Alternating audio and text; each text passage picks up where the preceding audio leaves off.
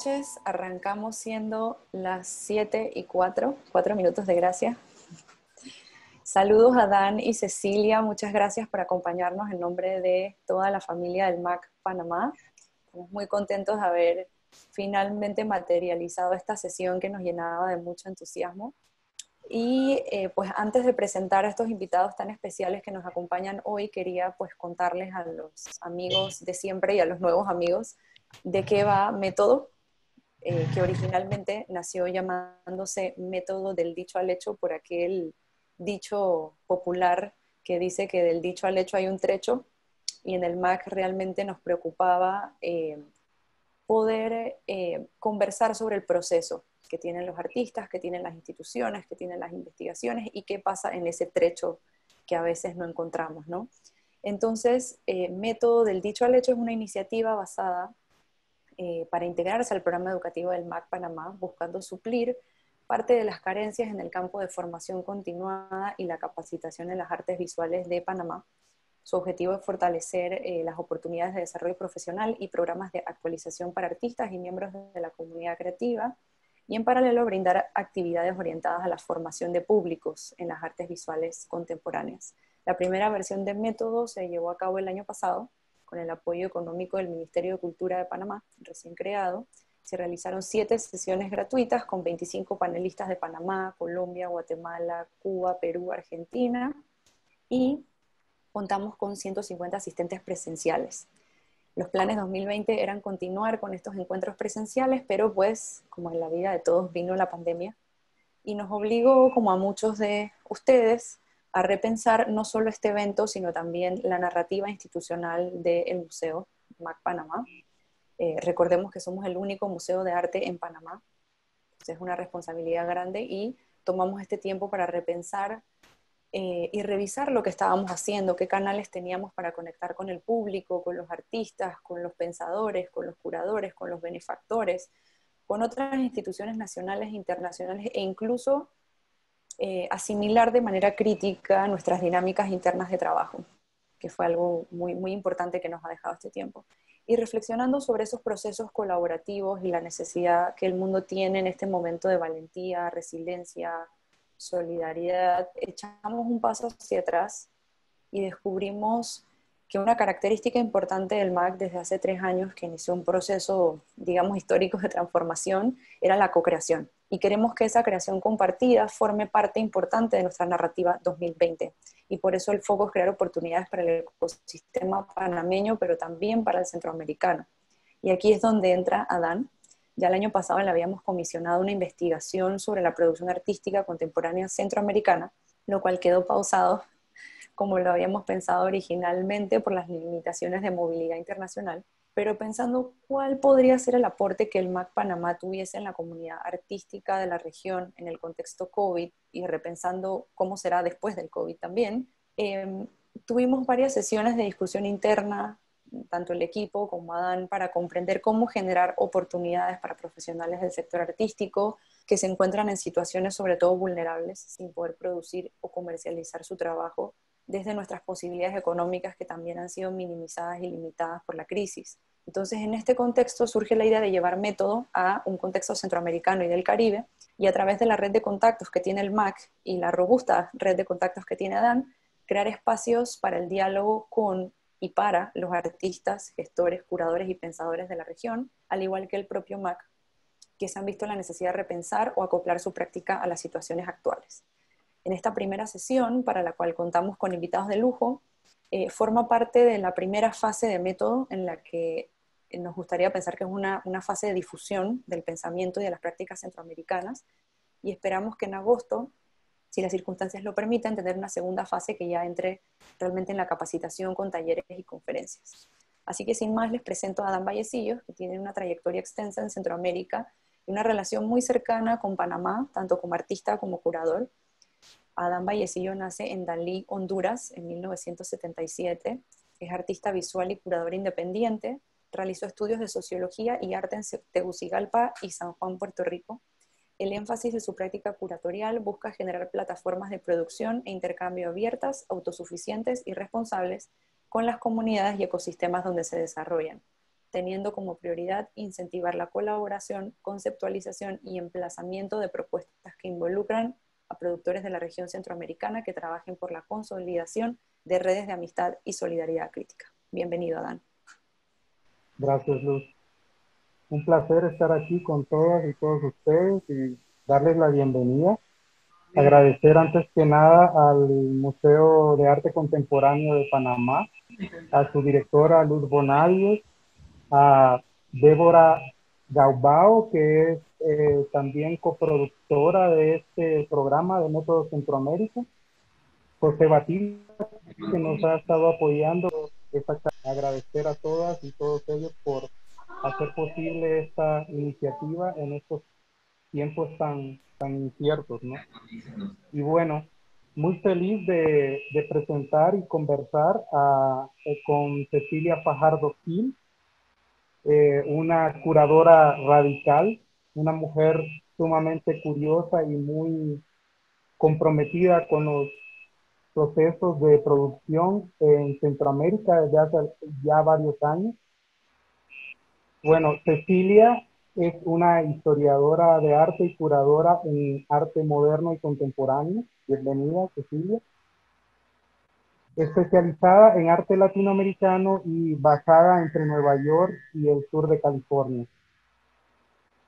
Realizó un doctorado en Historia del Arte en la Universidad de Essex, Inglaterra, y una maestría en Historia del Arte del siglo XX en el Courtauld Institute of Art de Londres.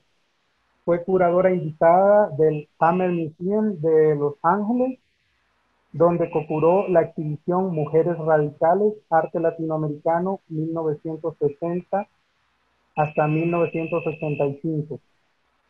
Fajardo Gil fue curadora en jefe de la Space Collection en Irvine, California, y de Abstraction in Action, una plataforma múltiple dedicada a la abstracción post-90 en América Latina. Fue curadora en jefe del Museo de Arte Latinoamericano en Long Beach, California, directora y curadora en jefe de la Cisneros Fontanals Art Foundation, más conocida como TIFO en Miami, y directora general de la Sala Mendoza de Caracas, Venezuela. Desde los años 60, Fajardo Gil ha curado y escrito extensivamente sobre arte contemporáneo con enfoque especial en arte latinoamericano. En este momento está concluyendo un fellowship Visiting Resource Scholars en el programa en estudios latinoamericanos PLAS en la Universidad de Princeton y es Visiting Scholar en el Chicano Studies Resource Center de USA LA en Los Ángeles. Entre los proyectos que desarrolla en la actualidad se encuentran la muestra colectiva Chican AOX Body en el Phoenix Art Museum de Arizona para el 2022 y es coeditora de un proyecto editorial sobre arte de Guatemala en los siglos XX y XXI y editora del libro Reminds Tomorrow, Themes in Contemporary Latin American Abstraction, Residuos Mañana, Temas en la Abstracción Contemporánea Latinoamericana, ambos a ser publicados el próximo año, en el 2021. Y quiero dar la bienvenida a Cecilia a esta charla de método Centroamérica y Caribe. Muchas gracias. Bienvenida, Cecilia. Gracias. Bueno, pues comenzando con esta conversación, ¿no? Cecilia, nos gustaría que nos contaras sobre el trabajo de investigación que has venido haciendo en Guatemala. ¿Cómo fue creciendo ese interés por el arte contemporáneo de este país de Centroamérica? Yo no sé si quizás para ilustrar un poco lo que voy a decir, voy a compartir mi pantalla para mostrarles algunas imágenes que fueron el resultado, han sido el resultado de parte de la investigación y parte de la Bienal País en la cual participé, donde Adán estuvo, veo a Antonio Pichillá, Maribel Marmolejo estuvo en la Bienal. en el 2014. Entonces, voy a compartir acá. Bueno, quizás la manera de comenzar es que como yo tengo una formación como historiadora del arte y como curadora, hay ciertos problemas, especialmente en el arte latinoamericano, que son sumamente importantes, que tienen que ver con las historias de la modernidad, que es la manera como un continente o el arte de una región se incluye o se excluye o se considera importante o no. Y una de las cosas, a mí me invitaron una vez a Guatemala para participar de jurado es un premio, pero en realidad es para levantar fondos para un hospital. Y aproveché para visitar y conocer una serie de artistas. Yo quería hacerlo hace mucho tiempo. Yo no sé cómo es para ustedes, pero yo trato de viajar a donde pueda, pero necesito conseguir la razón y las excusas para hacerlo, porque si no, no se puede. Y me surgieron dos preguntas importantes. Una es que Guatemala no tenía una modernidad reconocible. Yo preguntaba a la gente y decían, sí, es el centro cívico o es esto, lo otro. Y para mí eso era muy curioso porque como venezolana, en Venezuela la modernidad se manifestó de una manera muy obvia a través del arte cinético, kinético, a partir de los años 50 y 60 vino asociado con el desarrollo de la industria petrolera, etcétera, etcétera. Entonces el caso de que hubiera un país comparado con, por ejemplo, con Brasil o con Argentina, en donde esto no fuera evidente, me pareció maravilloso como problema. Y por otro lado, me di cuenta que el arte en Guatemala, en su gran mayoría, ocurre por un problema de urgencia, no porque hay un sistema de museos, un sistema de galerías, un mercado que lo sostiene. Y reconocer nuevamente una producción artística que nace desde una urgencia, que realmente para mí, o sea, el arte no tiene un propósito, el arte no puede nacer con la idea de que puede hacer dinero, puede consolidar ciertas cosas. El arte tiene que, para mí el arte es una forma política de crear como cultura material en el mundo y bueno, también poética. Y entonces eso también me pareció sumamente interesante. Y por otro lado, yo desde que había hecho mi doctorado, había de alguna manera estacionado ciertos problemas que tienen que ver con lo postcolonial en América Latina. Y yo me encontré como en un callejón sin salida y finalmente empecé a conseguir ciertas respuestas en Guatemala. Entonces Guatemala para mí fue un lugar desde el cual se revelan una cantidad de problemas importantes en los cuales se pueden conseguir respuestas complejas que para mí informan a todo el arte de América Latina y ciertos procesos que para mí se dan también en otros lugares del mundo que no se manifiestan de una manera canónica, que es el ámbito que me importa. Por ejemplo, en el caso específico de alguien como Margarita Zurdia, a ver cómo muevo esto. Ajá, pero es que falta la primera imagen. Esta imagen, por ejemplo, ver una geometría que nace no en relación a mirar a la geometría europea o americana, sino en relación a un diálogo con los textiles, me pareció sumamente importante y es algo que me preocupa y que estoy desarrollando ahora. Inclusive estoy desarrollando un capítulo en el libro que estoy coeditando con José Falconi y que es un proyecto con Hugo Quinte y Juan Pablo Lojo. Estoy desarrollando un capítulo justamente desarrollando esta relación de la abstracción en Guatemala con la cultura popular e indígena. Y por ejemplo, en el caso de Margarita Zurdia, cuando el textil se transforma en algo que se transfiere al cuerpo y es un cuerpo que no es un cuerpo canónico, sino que es un cuerpo hecho por artesanos, con máscaras, con fusiles, porque estamos hablando además de un periodo de la guerra civil que se extendió por mucho tiempo. Entonces, esta conjunción es muy importante, o un personaje como Roberto Cabrera, que es alguien que realmente necesita urgentemente de ser revisado y de ser de que le sea dado el lugar importante. Por ejemplo, esta serie de dibujos y collages que él hizo, fotocollages que hizo en los años 70, en respuesta a la guerra civil, pero además al intervencionismo americano, o por ejemplo su trabajo también que tiene que ver con sus investigaciones sobre San Simón, que bueno, también se llama Mashimon. Él tenía dos diferentes versiones, una persona, un gran investigador, pero además crea esta serie de esculturas que además reivindican de una manera muy poderosa toda una cultura que de alguna manera en Guatemala, por lo menos desde la perspectiva de lo que se llama la cultura alta, o realmente no sé cómo llamarla, no ha tenido la presencia que se necesita, con unos lenguajes como muy radicales. Benvenuto Chabajay, por ejemplo, el tipo de cosas que se pueden hacer en Guatemala. Yo fui a conocer a un artista que se llama Feliciano Pop en San Pedro de la Laguna, y a mí me fascinó. Él cuelga estas piedras, estas esculturas en su casa, y yo no sabía cómo pudiéramos incorporar. Hay una sección de la Bienal que co-curé con Pablo Ramírez, que vi que está conectado, que tenía que ver justamente con especificidades. Le pedimos a Benvenuto Chabajay que curara una sección de Feliciano Pop en relación a su propia obra, porque Feliciano había sido como un gran maestro en su vida.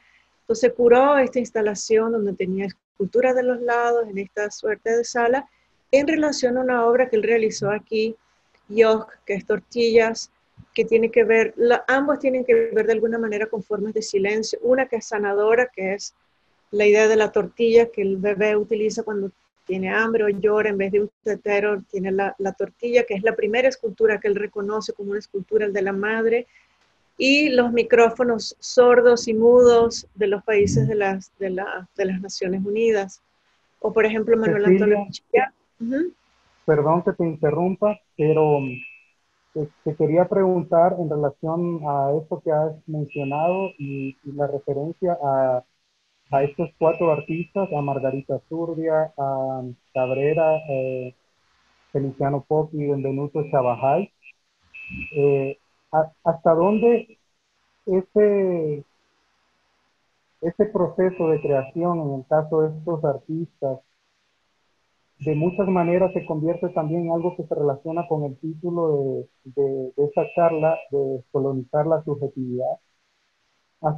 ¿Hasta dónde ese proceso de descolonizar la subjetividad a través de las investigaciones de estos artistas ha sido un proceso muy doloroso y dramático, y lo sigue siendo, ¿no?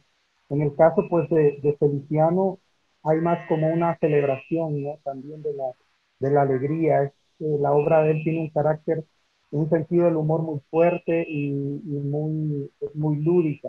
Pero en el caso de los otros artistas, incluido Benvenuto, digamos que ese proceso de descolonizar la subjetividad desde cada cual con sus salvadas diferencias ha sido un proceso de alguna manera dramático, en algunos casos doloroso también.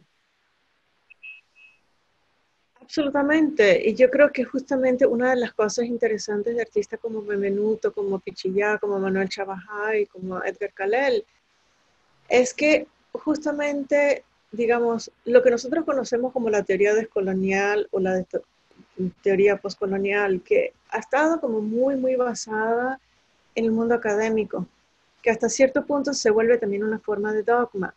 Yo sé que, por ejemplo, en el caso de Benvenuto Chabajay, él ha tenido una relación bastante importante con personas como Walter Miñolo,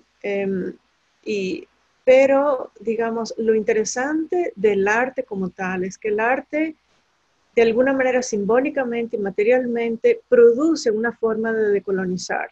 Entonces, en este caso, por ejemplo, simbólico, de utilizar el barro o la tortilla como una forma de hablar de dos formas de silencio: el silencio sanador de la madre con el silencio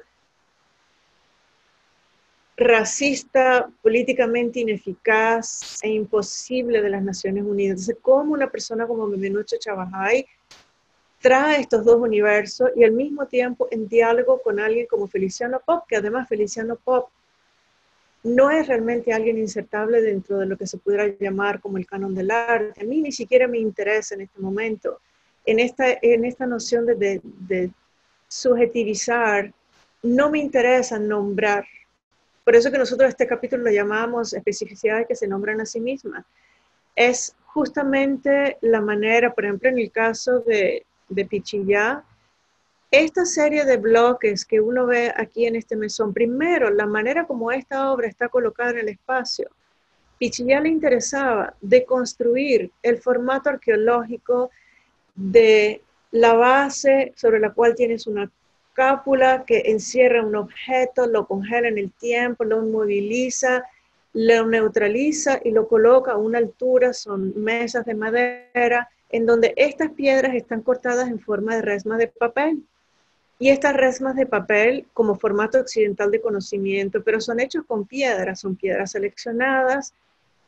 Mucha de la, digamos, de la relación con la piedra en la cultura maya es bastante compleja e importante.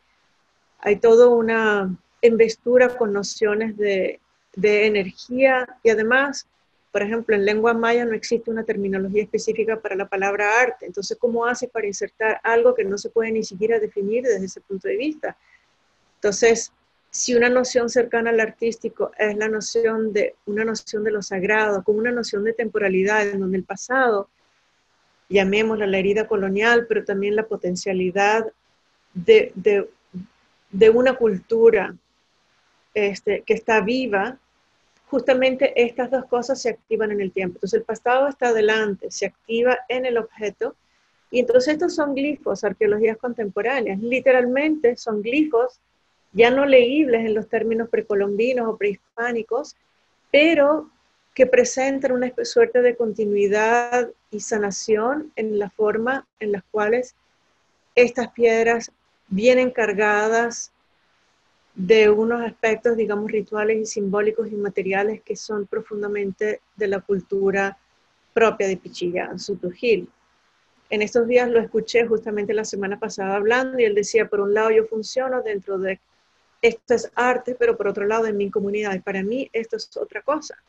Y esto es una cosa fascinante. Yo creo que aquí hay justamente, y lo interesante de esto es que, por ejemplo, en mi rol de curadora, o nuestro rol como curadores en la Bienal, ¿cuál es realmente el rol aquí? El rol es fundamentalmente de facilitación, no es un rol autoral. Es que existe un espacio, y este es un espacio complejo, es un edificio colonial, pero eso se planta ahí con su energía, con su forma museográfica específica, con su materialidad, una piedra donde la geometría que está adosada a esa piedra es una geometría que viene del textil indígena. Entonces, estas son para mí las operaciones que son interesantes desde un punto de vista de subjetividad. Por ejemplo, aquí tienes otras piedras, aquí tienes este glifo en donde tienes la parafina, son velas que han sido quemadas en estas piedras en diferentes lugares. Entonces, yo creo que si yo pienso en mi rol como curadora o como persona que escribe, en realidad es cómo de alguna manera uno se puede decolonizar a través de tener acceso a obras de este tipo y poder de alguna manera quizás participar de estos procesos de permitir que estos objetos existan y existan en ciertas formas que puedan ser legibles de una forma productiva. Por ejemplo, esta obra de... Cecilia, Uh-huh. sí, mientras, pues, luego nos comentaste esta imagen de la obra de Edgar Calel, te quería preguntar en relación a estas operaciones curatoriales y artísticas que se pusieron en diálogo durante la Bienal. Hay una cita muy buena de esta investigadora social, Aura Pumes, que ustedes incluyeron una entrevista que le hizo Anabela y Rosina Casali a ella y que la incluyeron en el catálogo de la Bienal. Sí. Y me gustaría leer esa cita porque tiene mucha relación con esta autointerpelación de la que estás hablando como curadora en estos procesos de diálogo con el trabajo de los artistas de las comunidades indígenas en Guatemala. En, en la pregunta que hace Rosina y Anabela a Aura, que cuál es su percepción sobre las corrientes de estudios decoloniales, Aura responde en una parte de la entrevista y dice, de pronto surgen intelectuales, académicos o artistas no indígenas de los países del tercer mundo, entre comillas, ¿no? que se sienten colonizados frente a sus colegas del norte. Pero, y se hace la pregunta, ¿no? ¿En qué momento van a revisar y cuestionar su posición de poder como no de su país? Por las lógicas del conocimiento colonizado que hemos heredado, es habitual que para entender nuestras realidades miremos primero hacia afuera o quizá exclusivamente hacia un exterior a quien concedemos autoridad. Bueno, es que ese es justamente el gran tema de la subalternidad y del autocolonialismo, ¿no? O sea, nosotros replicamos ciertos modelos. No hay nada más colonial que el arte, no hay nada más colonial que un museo, el origen del museo. Mírame este edificio en donde está colocada la instalación del Carcalel. O sea, más colonial, más absurda la contraposición que hay, pero justamente eso, digamos, sería lo interesante. Nosotros no podemos, por ejemplo, en este caso específico, para utilizar un ejemplo, ese es el espacio que existe para esta instalación. Entonces, esta obra se sobrepone a una historia colonial terrible del país, con esta idea del tos, que es como un obsequio, como un regalo, como un homenaje a los abuelos. Y esta experiencia, cuando tú entrabas a la sala, estaba completamente, entrabas y había toda una experiencia del olor de las frutas que era impresionante, además frutas que están como empezando a decaer a medida que van pasando el tiempo. No, es una cosa que está constantemente viva, que está constantemente mutando. Entonces, o sea, yo pienso que nosotros tenemos que tener una conciencia muy profunda de cuán colonizados estamos. Esa es una pregunta que yo me hago todos los días. Como curadora, como ser humano, como mujer en una sociedad patriarcal, cómo funciono, cómo pudiera atisbar a tener una voz y una mediación y una agencia como curadora y permitir después cierta agencia a los artistas. Este bienal no fue nada fácil. Hubo momentos de gran tensión con la fundación, inclusive con correos y estas instituciones donde están estas instalaciones. Hubo momentos en donde yo inclusive, por ciertos elementos como de cierta censura por la idea de que iba a haber obras que iban a hablar de temas de violencia. Había un tema en la Bienal que se llamaba la violencia tiene un género, la violencia es masculina. Es verdad, lo es. Y entonces en un momento yo les dije, si ustedes intentan censurar esta obra, pues tendremos que exhibir la Bienal en la calle. Haremos un gran evento en la calle. Entonces, ahí es Que donde... es completamente absurdo, ¿no? Porque ya no fue que los artistas trabajaron a partir de una invitación del equipo curatorial a hacer obra a partir de esa realidad, ¿no? Sino que ya te habías encontrado con la investigación previa que hicieron de que ya habían artistas trabajando sobre esa relación entre cuerpo, masculinidad y violencia, ¿no? Sí, pero el tema con esto es que, mira, ese es el tema de las bienales. Las bienales tienen el riesgo de parte de todo el mundo. Por ejemplo, tú participaste en la bienal, viniste, hiciste, fuiste al lago y pintas y había un olor y una cosa.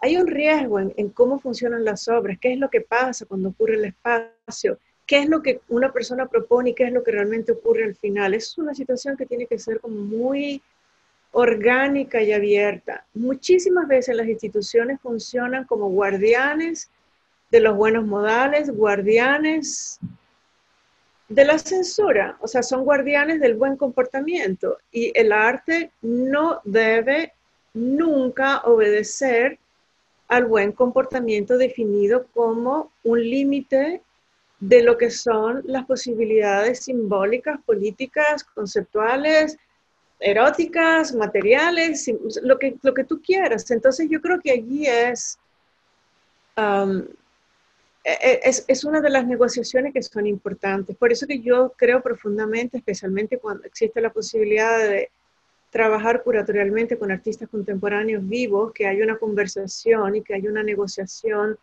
sana y que no existan juegos de poder y de jerarquías ahí. Si tú invitas a alguien a comer, le vas a dejar que coma todos los platos de la comida, no le vas a decir después que lo que vas a dar es las sobras. O sea, no funciona de esa manera. Sin Eso me embargo, recuerda a algo que mencionaste, que la invisibilidad se crea en el presente.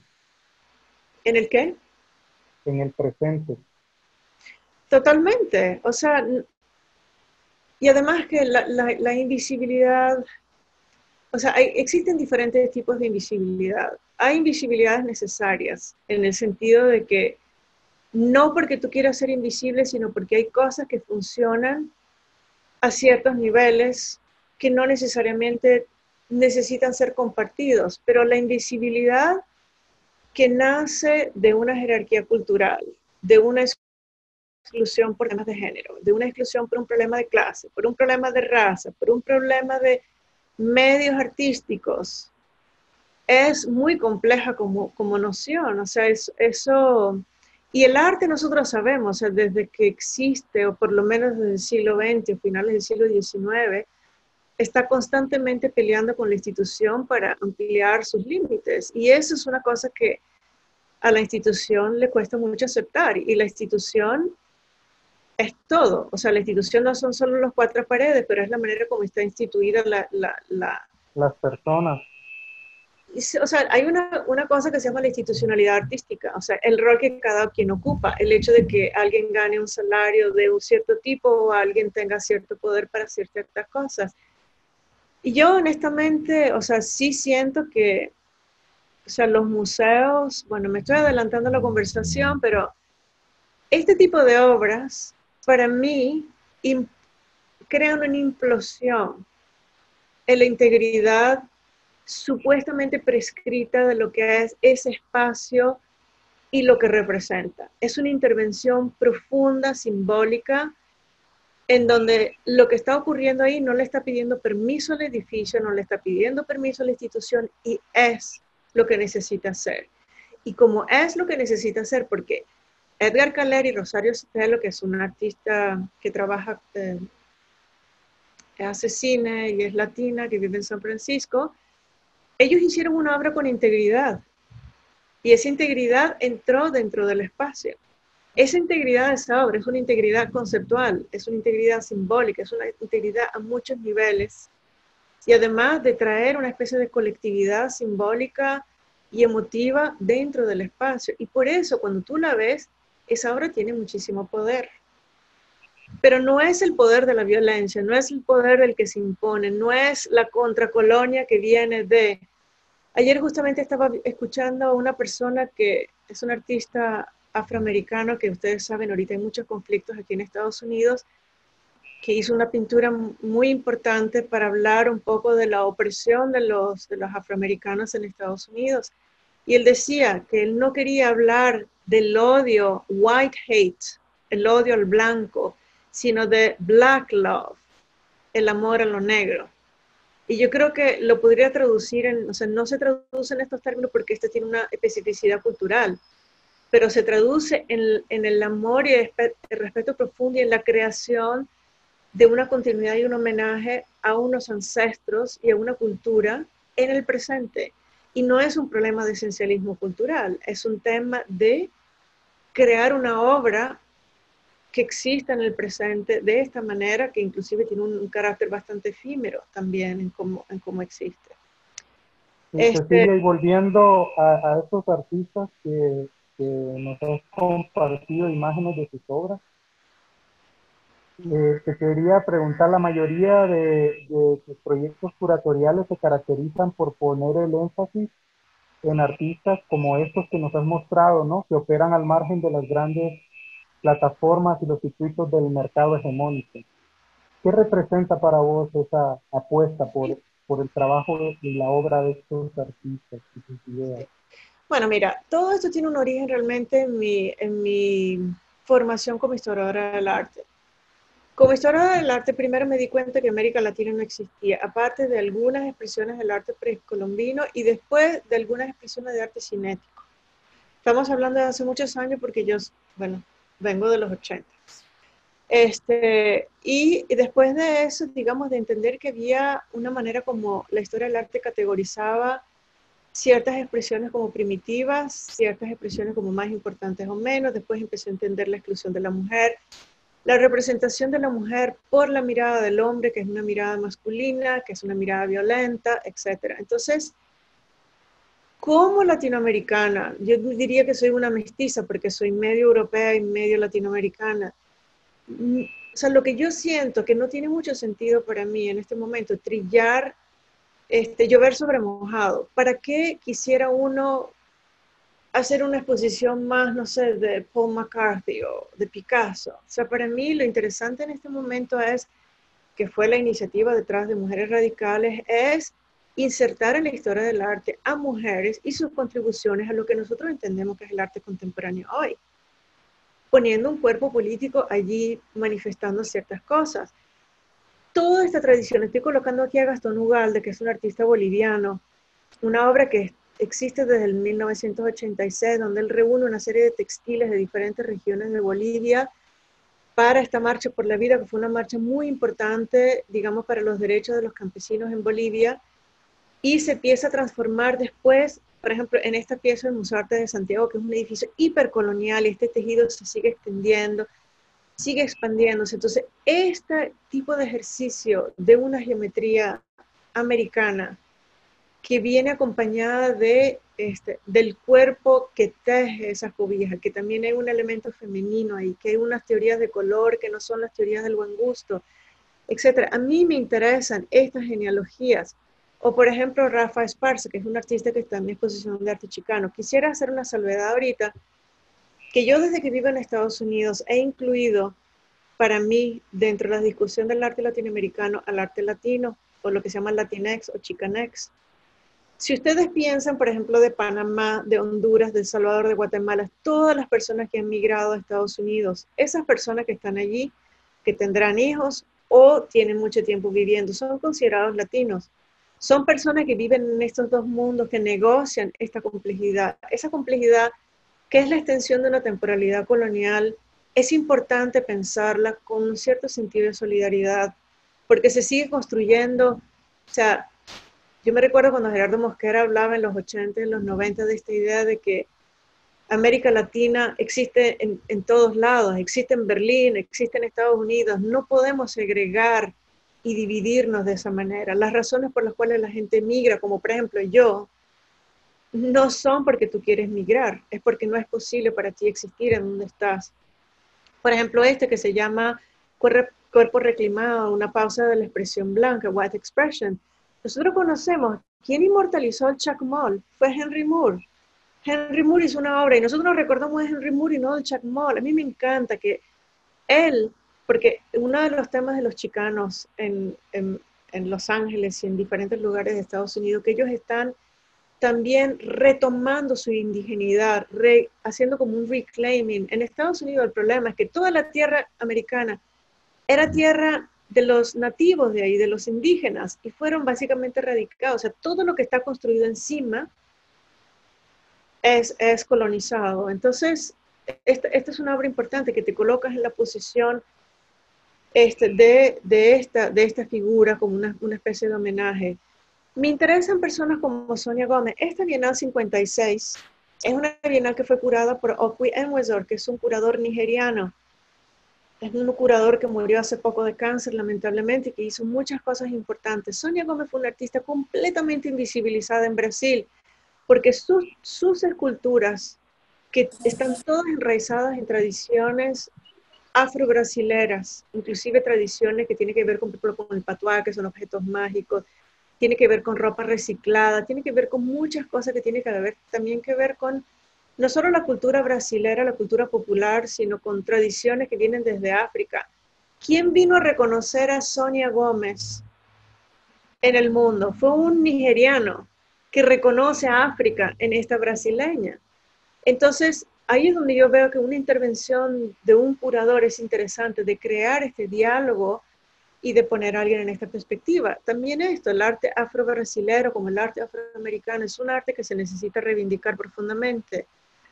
O por ejemplo, nosotros ahorita en América Latina nos han trillado y sobretrillado a todas las nociones del neoconcretismo como la gran epítome importante del modernismo, que es verdad, o sea, una obra como un relevo espacial de Witizica o un bicho de Ligia Clark son maravillosos, pero ese modernismo es un modernismo fracasado. Los ideales del modernismo además muchas veces construyeron dentro de dictaduras.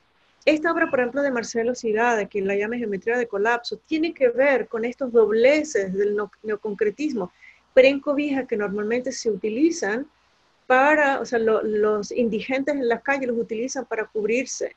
O sea, tiene todas estas capas, son cobijas industriales, pero que están asociadas con la pobreza, y son geometrías, pero son geometrías cargadas de una injusticia social y política, de cómo ese neoconcretismo se evoluciona como discurso en el presente. Entonces, para mí, estas revisiones dentro de la abstracción, yo estoy totalmente en contra de este entendimiento de la abstracción como un lenguaje que es sencillamente decorativo, que después de la modernidad no existe nada. No es verdad. Hay interpretaciones de la abstracción que tienen que ver con una mirada que se rehúsa a utilizar los lenguajes sobre significados de la realidad.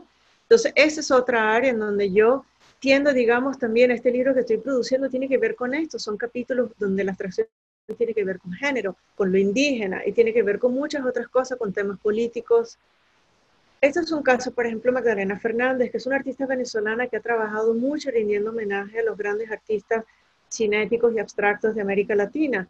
Esto es lo que ella venía haciendo. A raíz de la crisis profunda de Venezuela, donde ella sigue viviendo, ella produce en el 2018 esta obra que en realidad no tengo el video acá, que se llama Mares, en donde una cantidad de jóvenes que están sin trabajo, no tienen ninguna posibilidad de hacer nada, se unen a generar esta especie de cuadrícula orgánica viva, hacer una colaboración, de respirar juntos, de crear esta sensación de mar, en un momento en donde todo el tejido social de Venezuela está destrozado, generar simbólicamente una retícula que es un elemento, digamos, modernista, en algo vivo que simboliza la posibilidad de colaboración en un país donde no existe en este momento.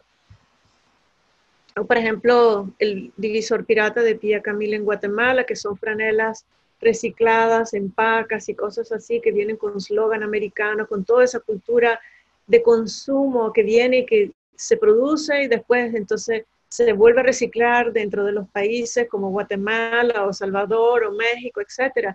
Se transforma este ejercicio divisor de Ligia Pap en este ejercicio que es muchísimo más político, en el cual todo el mundo puede participar también aquí. O, por ejemplo, el tema de género es sumamente importante. Por ejemplo, Mujeres Creando, este milagroso altar blasfemo que fue completamente censurado porque este muro que colinda con el Centro Cultural Metropolitano de Quito es la Catedral de Quito, que es hipercristiana. Y entonces, y tenía varias de estas vírgenes trans, las mujeres trans se sintieron por primera vez representadas, pero bueno, ese tipo de cosas, o por ejemplo todos estos grafitis que ellos hacen, no se puede descolonizar sin despatriarcalizar. Yo estoy totalmente de acuerdo. Ni la tierra ni las mujeres somos territorios de conquista, ninguna mujer nace para puta. Suena obvio, pero ahorita, por ejemplo, en el coronavirus, la violencia contra la mujer ha crecido de una manera terrible. El femicidio está creciendo en el mundo, entonces yo creo que son causas que se necesitan seguir pensando.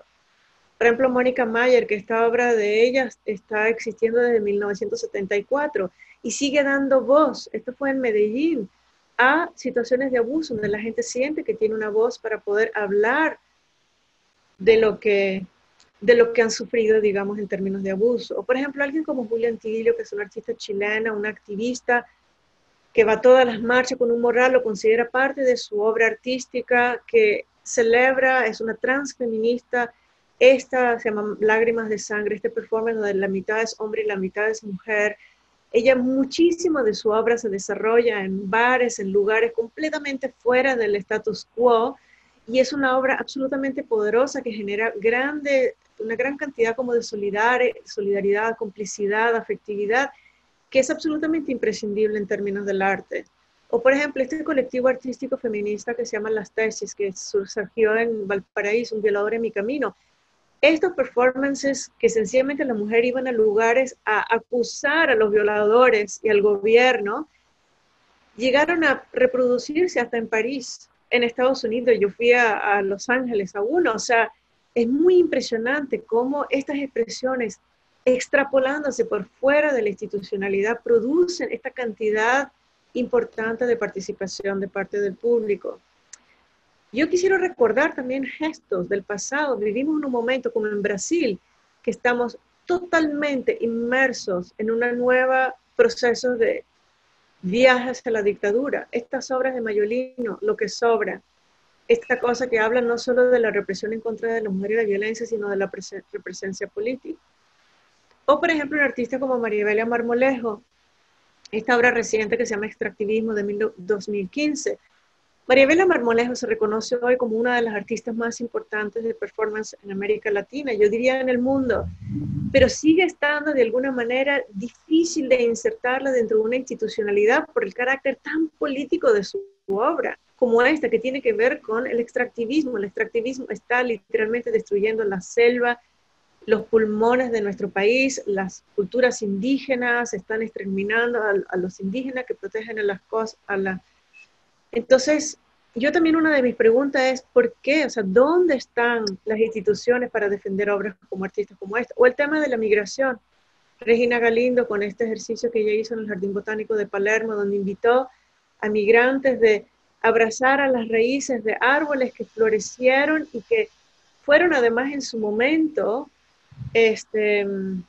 ¿cómo se dice? No fueron importadas a Italia con permiso, lo hicieron robando estos especímenes, estas semillas, pero que florecen porque están dadas las condiciones. Eso sería el destino de estos migrantes si se les permitiría existir.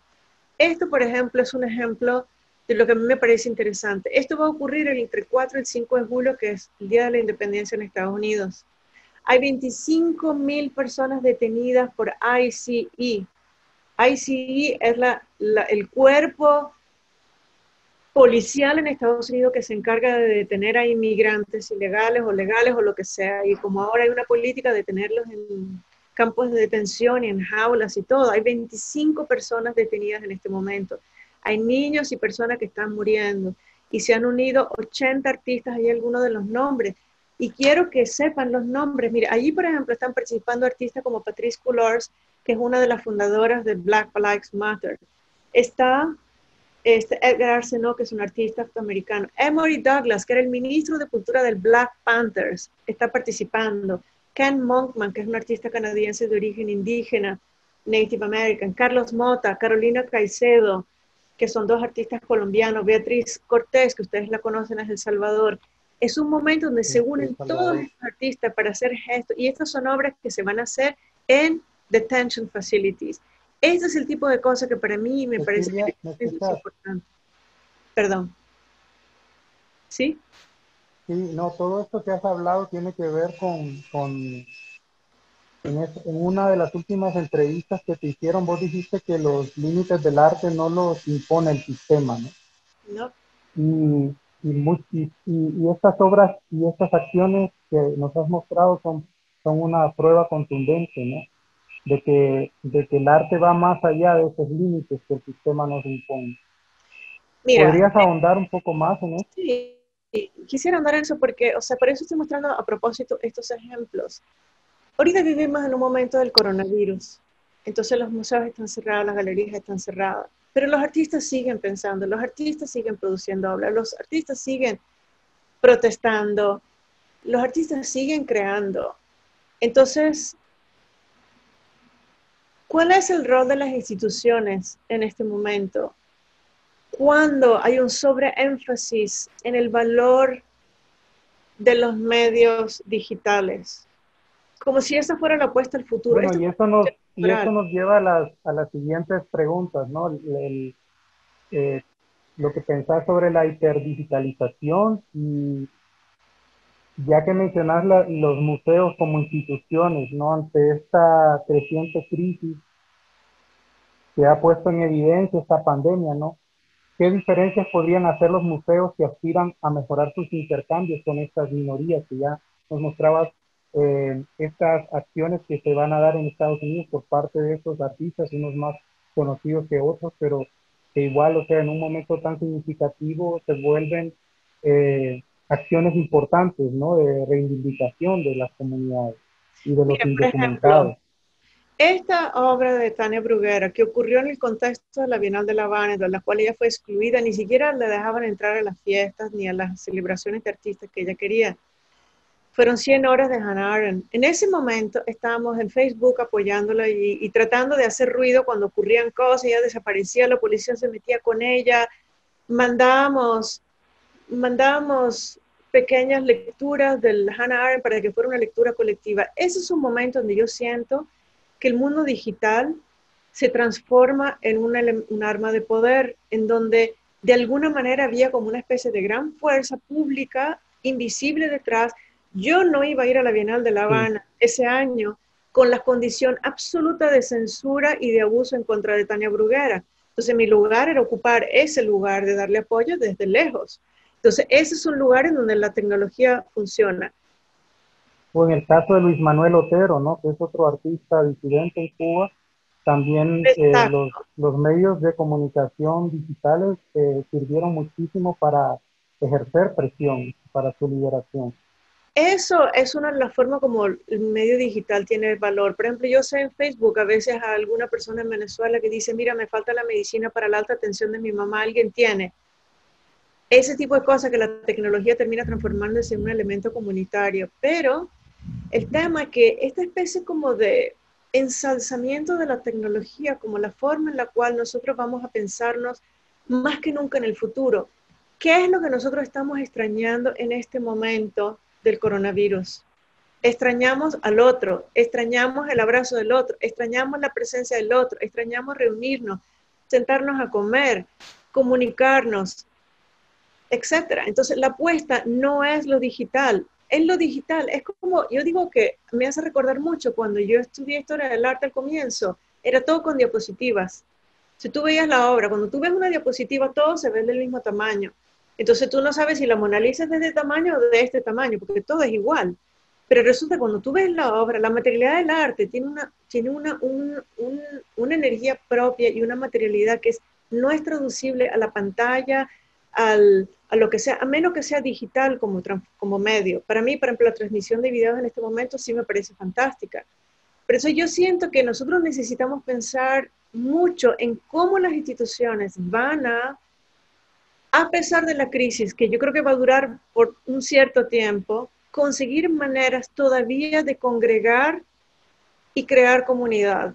Yo creo que, y además, bueno, yo he escuchado de instituciones en Estados Unidos donde, por ejemplo, aquí en Estados Unidos los museos más importantes han despedido muchísimas personas, cosa que me parece terrible. Sí, esto justo te iba a preguntar qué consecuencias tendría para los trabajadores y trabajadoras del arte esa discriminación inmunológica, ¿no? Que yo te decía que se avecina, pero que ya se está viviendo en realidad Sí. y que se va a acrecentar. Bueno, eso es lo que demuestra que muchos museos sencillamente son repositorios de fetiches. Las obras de arte son más importantes que los seres humanos, cuando los seres humanos las produjeron en un primer lugar. Y por otro lado, digamos, porque un director que gana 2.8 millones de dólares al año como el director del MoMA no puede reducir su salario para preservar el salario del Departamento de Educación, que dicen es lo más importante del museo? Porque el board es más importante que el público. Yo creo que este es un momento en donde realmente los museos y las instituciones se tienen que repensar. Yo estuve de jurado el año pasado de un ejercicio para dar dinero a instituciones para hacer proyectos artísticos. Los museos grandes presentaron proyectos completamente convencionales y no interesantes. Y las instituciones pequeñas más experimentales, con menos dinero, eran los muchísimo más interesantes. Y eso te está hablando mucho de desde dónde nos tenemos que pensar de una especie como de suerte de especificidad y micropolítica, en cierta manera.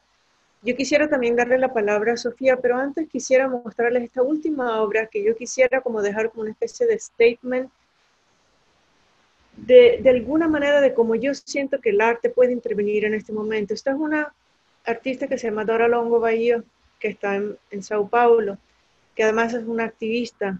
Estos son retratos de 4 mujeres. Yo no sé si ustedes pueden ver ahí los nombres, pero son 4 mujeres migrantes de Venezuela.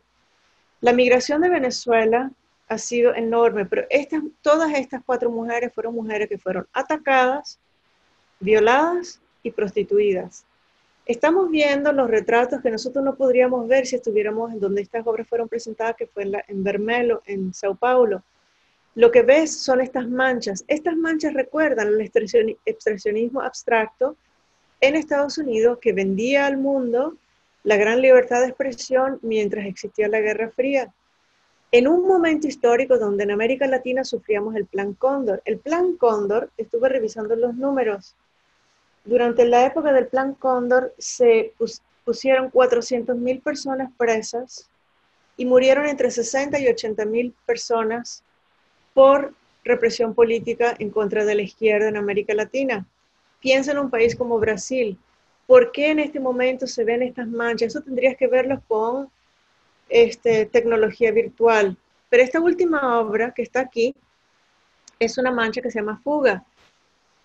En vez de ser una mancha, que es la mancha que tiene que ver con el protagonismo de la expresión personal, por ejemplo, de un polo, que es una mancha que es reproducible, tú te colocabas frente al espacio con este teléfono y mirabas con tecnología virtual lo que estaba pasando. Les voy a decir lo que va a pasar y les preparo de que hay unos gritos muy fuertes en este momento.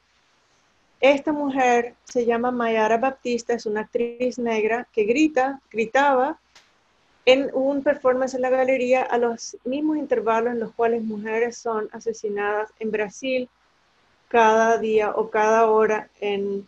Entonces con esta aplicación, lo voy a aprender ahora, si puedo. Les advierto que suena muy duro. Eso es como si estuviéramos frente a ese muro.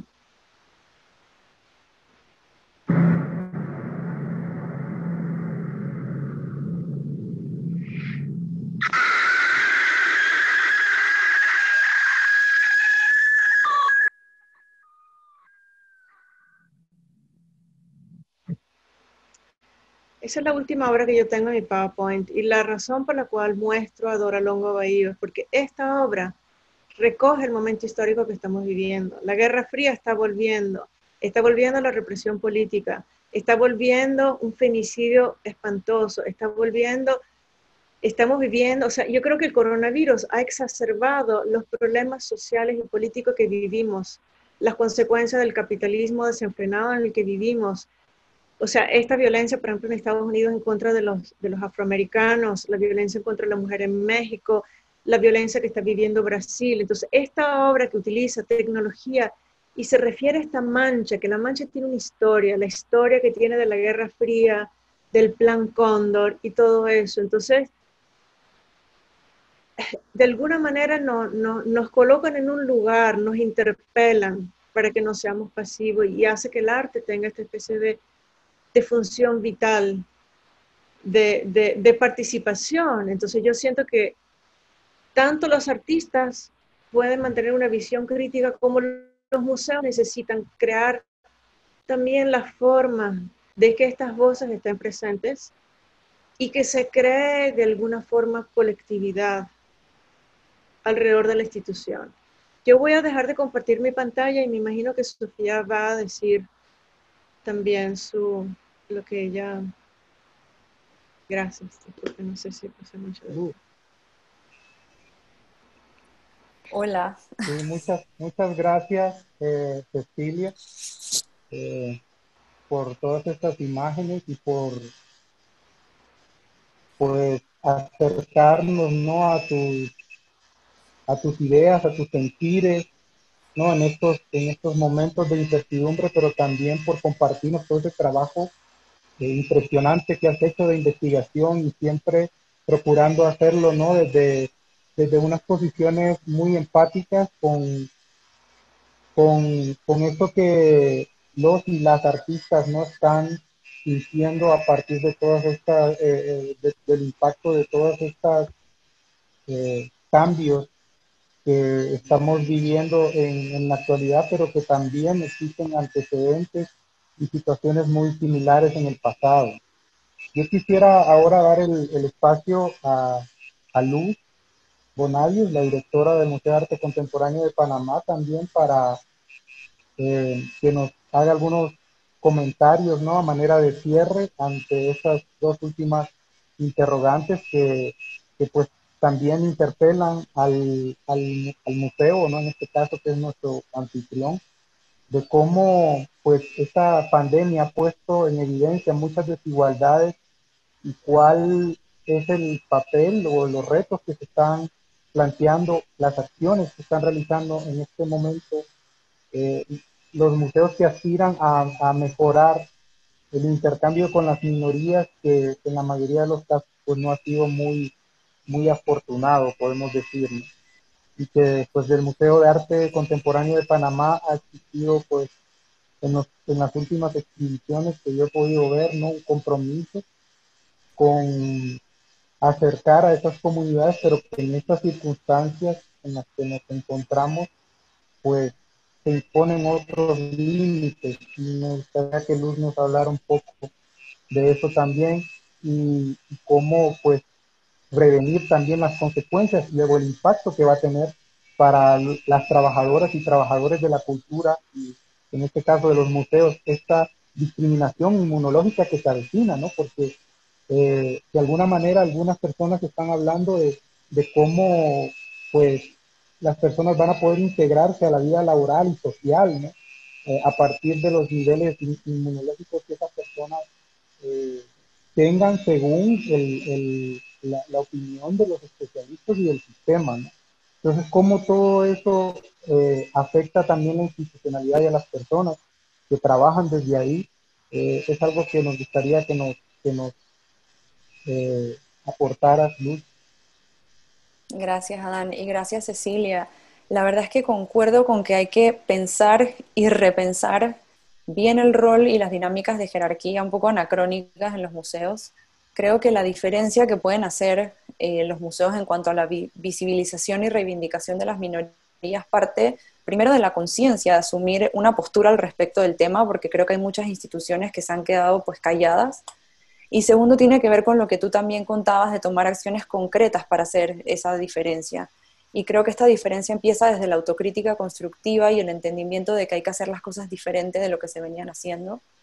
Eh, una vez un consultor brasileño me dijo que el peor error en el que podía caer una institución era decir, aquí lo hacemos así y punto.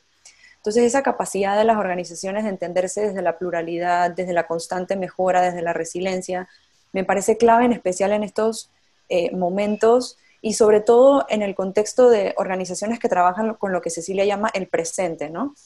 Los museos estáticos, excluyentes, monodiscursivos y herméticos no representan las urgencias y la multiculturalidad del mundo de hoy y de la región en la que vivimos, y para esto creo que es necesario incluir en la conversación a estos grupos que históricamente han sido relegados, no solo para darles una voz, como mencionaba Cecilia, sino también creo que un voto que accione a romper con esos paradigmas y esos prejuicios. Creo que es vital democratizar y abrir a nuevos actores que puedan incidir en la forma en la que contamos las historias en el museo, esas tensiones que contaba Cecilia entre el arte, el artista y la institución.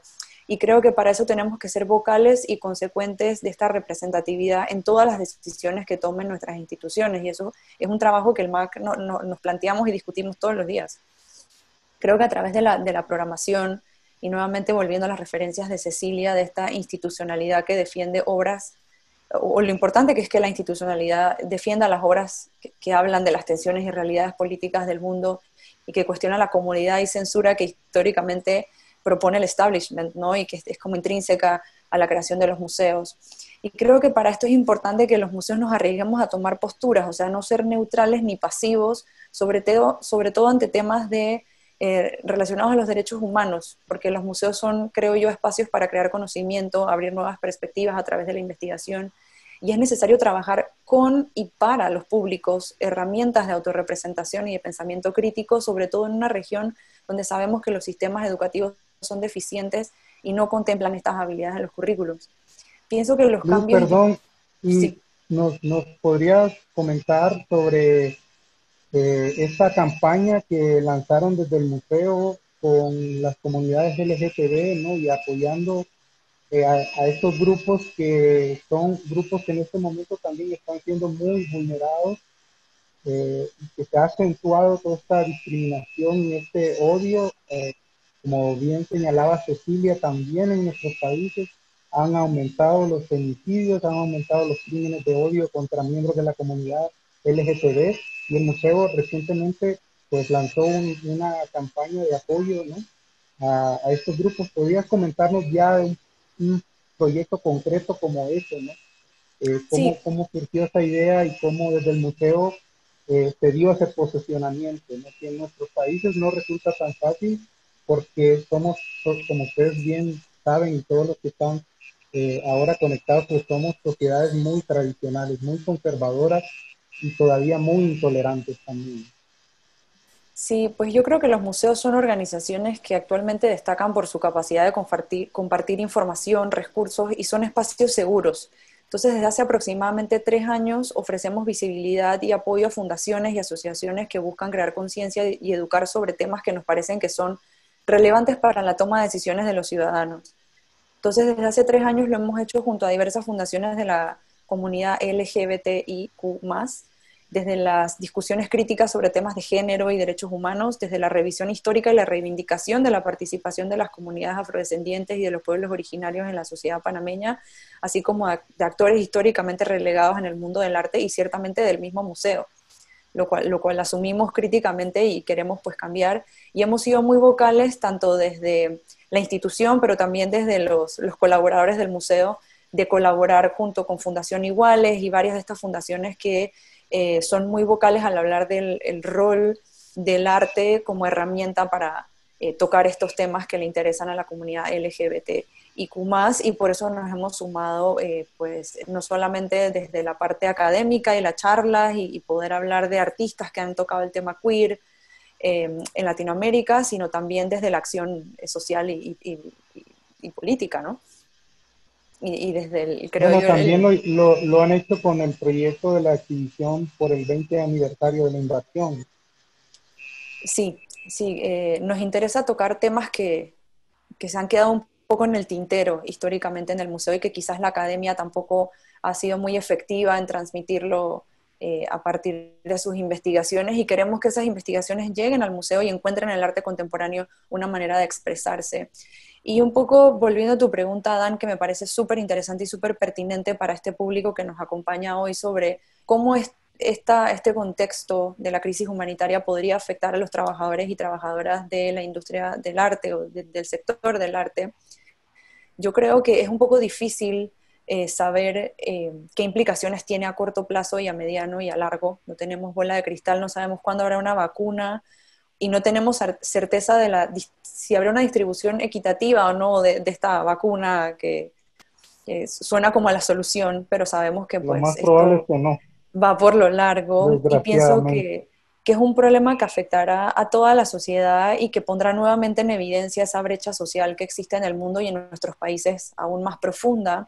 Y creo que esta brecha no es ajena al mundo del arte ni nueva. O sea, sabemos que hay artistas que viven en la periferia y no tienen acceso a plataformas digitales para comercializar su arte desde siempre, ¿no? Ahora se ha hecho más evidente, creo. Y es algo que como museo, como institución y como personas como humanos nos preocupa enormemente. Y creo que desde la institucionalidad nos sentimos responsables y tenemos que urgentemente mirar hacia adentro también para poder apoyar hacia afuera, ¿no? Generar políticas que permiten apoyar, validar, solidarizarse con los artistas y las trabajadoras.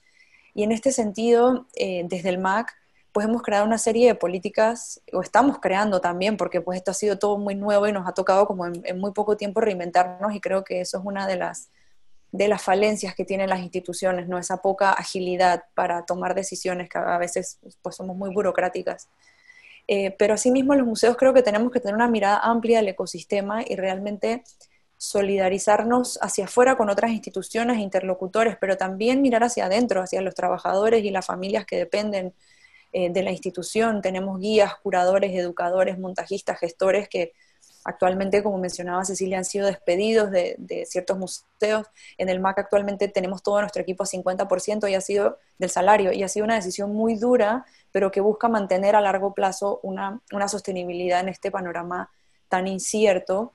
Y creo que sin duda es un reto para las instituciones privadas como el MAC, por ejemplo, buscar nuevos modelos de sostenibilidad que permitan además crear fondos de investigación, producción, capacitación, y creo que estas instancias como método, Adán, son también una muestra de esa apertura que tiene el museo para buscar soluciones para escuchar, para crear juntos, para discutir, para para dialogar. discutir, para ser autocríticos, creo, como institución, pero también como ecosistema, como país. Creo que hay una gran estructura que tiene que ver con nuestra sociedad, que imposibilita o invisibiliza ciertas acciones que tomamos desde las instituciones y las ONG.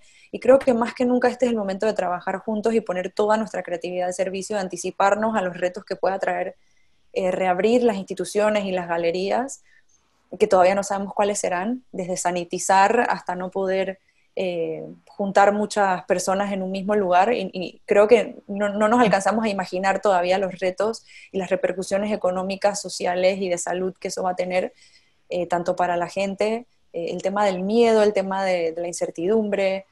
Creo que las instituciones, junto con construir esa colectividad que hablaba Cecilia, va a ser clave para poder realmente entender cómo participar juntos de esta nueva realidad, como llaman. Muchas gracias, Liz. Entonces ahora vamos a dar espacio al público, ¿no? Me imagino que tienen preguntas, espero, para Cecilia, para Luz. Vamos a ir al chat. Yo quería solo aclarar algo que dije Sí, adelante, incorrectamente, Cecilia. y lo señaló Ana Sofía, que yo Que no hay dije, ilegales, sino y son indocumentados. indocumentados, es verdad. Yo de hecho tengo una franela que dice ningún ser humano es ilegal, y lo hicimos para mujeres radicales en el Brooklyn, porque yo no creo en la idea de ilegalidad. Sí, Pero bueno, a uno se le escapa porque es como la retórica que uno, horrible. Y también, o sea, yo siento que el sí, sí. término de minoría es un término muy complicado, porque cuando uno dice una minoría, se crea una especie, es una manera de estigmatizar a una población. O sea, tú no eres una minoría, o sea, la minoría está allí. O sea, los artistas son una minoría, me disculpan. Bueno, o Sí, sea, sí. si los definiríamos Bueno, de esta manera, perdería todo el tiene que glamour. ver, pero es que tiene que ver precisamente no con la cantidad, como mucha gente equivocadamente piensa, porque hay minorías numerosas. Tiene que ver con las condiciones de desigualdad y de exclusión de ese grupo de personas.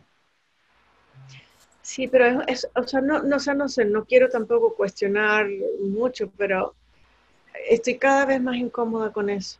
Por lo menos en la manera como se utiliza la palabra minority aquí. Por ejemplo, cuando tú dices que un Native American es minority, bueno, porque exterminaste todo el resto y ahora, bueno, no tiene ningún derecho. Sí. No sé, me parece que es una manera de señalar que es compleja, porque uno de los temas de las, bueno, de las personas, digamos, que están marginadas en la sociedad, es que nosotros necesitamos sentirnos parte, o sea, necesitamos ser sociedad completa. Entonces, cuando uno señala Sí. que el otro está en otro sitio, eso fue Bueno, también. también, pero también hay grupos que se reafirman en la diferencia y es muy válido, ¿no? Sí, pero diferencia es otra cosa, pero, o sea, no sé cómo te sientes tú ante la noción de minoría. No me gusta la palabra. No, es a eso a lo que me refiero. Mira, por ejemplo, en género, en teorías de género, la gente se define hasta con 6 palabras, parece como un lenguaje poético. Se define con 4 y 5 palabras porque una palabra no es suficiente decir soy mujer, o soy hetero, o soy bio, o lo que sea. Son un montón de cosas. Entonces digo que es como poesía porque el lenguaje termina diciendo mucho más de lo que debería decir. Y entonces digo, necesitamos crear nuevos lenguajes para pensar en ciertas definiciones del arte, en ciertas definiciones de sociales y todo. El otro día estuve en una charla muy interesante donde una artista es, Perdón, Cecilia, antes que continúe, sí pueden hacer preguntas, estamos esperando más bien.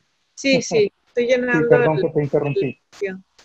era una artista que es mitad Native American y mitad Afroamerican. Y ella decía que la discusión de raza en este momento en Estados Unidos es una falacia, porque el problema es que cuando se sigue categorizando que la inclusión de raza es el problema, tú estás tratando de incorporar a un grupo que ha sido marginado a un sistema racial que está completamente, no sirve, es completamente colonial. Entonces dice, además, habría que partir desde el punto de vista que estamos en territorio donde se han quitado todos los derechos de los nativos que todavía existen. Lo que pasa es que son tanta minoría que ni siquiera merecen la pena ser parte de la conversación. Entonces las Bueno, minorías... es que es un concepto que se presta a eso, ¿no? A reducir desde su origen etimológico, de minoría menor. Exacto, entonces o sea, yo voy a tratar de evitar ese término. Igual como no voy a volver a decirlo de ilegal. O sea, yo creo que uno tiene que tener cuidado porque la epistemología, la colonización de la mente empieza por las palabras que usamos. O sea, Sí, la muy colonialidad cierto. empieza, o sea, son los términos que usamos. Pregunta Pablo Ramírez que cómo se hacen las preguntas, Gabriel. Camila pregunta, así las preguntas ¿Vos se las ves hacen por el chat. por el chat? Aquí dice, para Luz, ¿cómo se crea un público menos blanco? En Panamá vemos muchas veces muestras de artistas racializados, pero con un público mayoritariamente blanco y privilegiado en los espacios de exposición. Sí, gracias, En el Cecilia. chat. Y gracias a Ana Sofía por hacer la pregunta. Yo creo que es una pregunta es una pregunta compleja con una respuesta bastante compleja. En el caso del MAC, que es el único eh, ejemplo que te puedo dar, Ana Sofía, concretamente, la manera en la que nosotros estamos enfrentando esa pregunta que nos surge siempre, y de hecho a 5 años uno de los objetivos del museo es diversificar sus audiencias, la hemos empezado a trabajar desde el conocimiento, entender cómo son los hábitos de consumo artístico y cultural de las personas, y para eso hemos contratado pues empresas encuestadoras que hemos hecho tratando de mapear en la mayor cantidad de lugares posibles de la ciudad, incluyendo lugares que están lejos del museo o que se llaman comúnmente como, no son conocidos como periféricos, digamos. Entonces, partiendo por ahí, conociendo y entendiendo, mapeando los actores, también súper importante, y validando a ciertos actores que históricamente no habían sido validados en el museo como parte de él. Eh, Eso por un lado. Por otro lado está el tema de generar estos espacios de conversación, de discusión, de integración de nuevos públicos. Eh, También lo hacemos a través de la capacitación y la difusión. En ese sentido, por ejemplo, el proyecto del contenedor, que creo que los que viven en Panamá están bastante familiarizados con ellos, que es sacar el museo del museo, y es un museo móvil que viaja por todo el país, precisamente para llevar el museo y su programación pública y estas discusiones en lugares donde no hay museos de arte contemporáneo. Hay otro tipo de museos, pero no de arte contemporáneo, y creo que también tiene que ver con la programación y la elección que hacemos de los artistas que exhibimos, los curadores que invitamos. En el caso de Adán, por ejemplo, que como les comenté al inicio de la charla, lo habíamos comisionado para hacer un estudio de la producción artística centroamericana. O sea, creo que él ha traído al tapete problemáticas, preguntas, urgencias que no son solamente de Panamá, que realmente aplican para todos los países y que vemos repetirse, y creo que a través de la investigación y nuevamente del mapeo y entender cómo eso afecta a cada país, pero también nos afecta como colectivo, creo que por ahí se empieza, Ana Sofía. Espero haber contestado tu pregunta. Gracias, Luz. Camila Tinajero pregunta a Cecilia, encasillar en minoría ya es discriminar. ¿Te refieres a eso, Cecilia? Sí, porque es que en el momento que nosotros demarcamos y nombramos como minoría a alguien, ya estamos en falta. Ahorita yo estoy curando una exposición de arte chicano. Ya el nombre de por sí es sumamente complejo, porque automáticamente en Estados Unidos para ellos es sinónimo de marginalidad, es sinónimo de muchas cosas. Entonces yo a propósito, es como el término latinoamericano, que es una pelea que yo tuve muchas veces con Gerardo Mosquera. Yo lo uso, porque si bien lo latinoamericano es una terminología que sí se considera colonial, etcétera, etcétera, pero existen una cantidad de raíces coloniales y de solidaridades que se pueden fundar a partir de ahí. Entonces, por ejemplo, en lo chicano, el marco de referencia para esa exposición no se va a marcar como una diferencia marginada o una minoría marginada específica, sino que la idea es generar en el término una implosión de las preconcepciones. Pero entonces, yo sí siento que cuando se tratan como minorías, es para decir, tú estás allí. Aquí pasó en el multiculturalismo, yo lo aprendí, pero bien, porque además en esa época estaba estudiando mi doctorado. Se empezó a dar entonces voz a las minorías, a los hispanos, a los Asian American, no sé qué, ¿para qué? Abren, digan, quéjense, y después les dijeron, ok, ya hablaron suficiente, fuera. Cuando tú, esa es una manera de estereotipar, en cierta manera, es un estereotipo, la minoría es un estereotipo. Tú en casillas marcas un marco de referencia, ese marco significa que eres pobre, que no tienes voz, que eres esto, que eres lo otro, que eres lo otro, y entonces haces una especie, una suerte como de, hay una actitud un poquito paternalista allí, o sea, la agencia debería nacer de las mismas personas, por eso es que hay que invitar a curadores queer, hay que invitar a mujeres curadoras, hay que invitar a curadores afro, hay que invitar a las voces, esas personas tienen que participar, tienen que decir qué es lo que quieren. Cuando nosotros hicimos Mujeres Radicales en el Hammer Museum, que es un museo fantástico, pero es un museo muy blanco, bueno, tiene arte afroamericano, pero no tiene nada de arte latino. En ese museo había montones de gente que normalmente no participa en el museo. Estaba lleno de gente latina. A mí me fascinó. En el mall donde yo fui curadora en jefe, no quería mostrar arte latino. Siempre les digo, nunca vamos a tener el público que queremos hasta que le mostremos a la gente que son nuestros vecinos el arte que quieren ver. O sea, que se sientan identificados en sus historias. Si no, o sea, tú tienes que ser parte de la conversación, no puedes generar él y yo allí. Gracias, Cecilia. Mira, aquí hay otra intervención de Gladys Torna. Dice, Cecilia, en su excelente presentación ha mostrado obras de potencia confrontativa como las de Benvenuto Cavajal, Regina José Galindo, María Elia Marmolejo.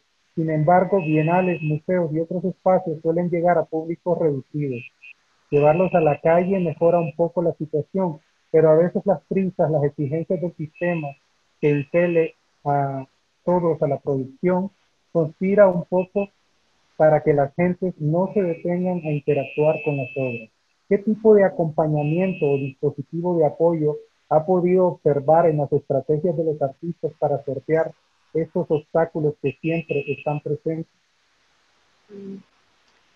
Aquí parece que hay como diferentes preguntas, porque es cierto que o sea, es limitado el público al que se llega con una institución o con lo que sea.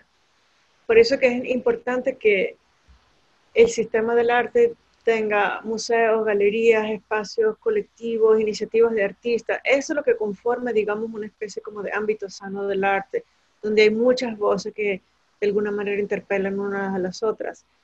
Yo siento que el tema de los dispositivos de apoyo, estos dispositivos de apoyo, es que no entiendo muy bien la pregunta si tienen que ver como para que comuniquen a las obras o dispositivos educativos o sea, los artistas ya hacen muchas cosas. Hemos visto algunos ejemplos de artistas que salen a la calle. Yo lo que siento es que los museos, yo en una época, bueno, cuando fui curadora en jefe del MOLA, tenía una artista como curadora de educación y creábamos formas artísticas para que el público pudiera interactuar con las obras. Yo destinaba espacios dentro de las salas de exposición a estos dispositivos, cosa que los curadores jamás hacen, porque cada centímetro de los espacios tiene que ser destinado a los objetos que son los más importantes.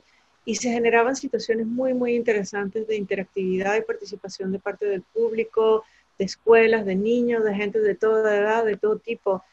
Y eran cosas muy, muy sencillas, no era tecnología sofisticada que costaba mucha plata porque no la teníamos. Pero no, era una manera como de extender la voz de los artistas para que las personas que estuvieran viendo las obras pudieran sentirse que podían tener un poder interpretativo propio sin sentir que había una forma solo de ver las obras. Pero sí, o sea, yo no sé, o sea, los artistas me imagino siempre quisieran en la mayoría comunicar algo. O sea, yo siento que esa es una pregunta que debería hacer alguien como tú, Adán. ¿Cómo quisieras tú, como artista, que tu obra sea presentada? Por ejemplo, el cubo blanco está caduco. El cubo blanco es un problema. Pues bueno, yo al igual que que otros y otras no pido permiso para eso, ¿no? Ni espero que la institucionalidad me genere las condiciones para hacerlo. Y, y ha sido muy gratificante, pues, aunque uno pierda plata, aunque sea un camino cuesta arriba, pues el desobedecer esos límites y esos parámetros que te pone el mismo sistema, ¿no? Físicos, biológicos y de mucho tipo, pues sortearlos te deja otro tipo de satisfacciones, ¿no? Que muchos artistas experimentamos cuando no esperamos que las instituciones o el sistema nos brinden esas condiciones, porque yo soy muy escéptico, pienso que desde nuestras posiciones como artistas debemos no solo exigir esas condiciones, sino también generarlas.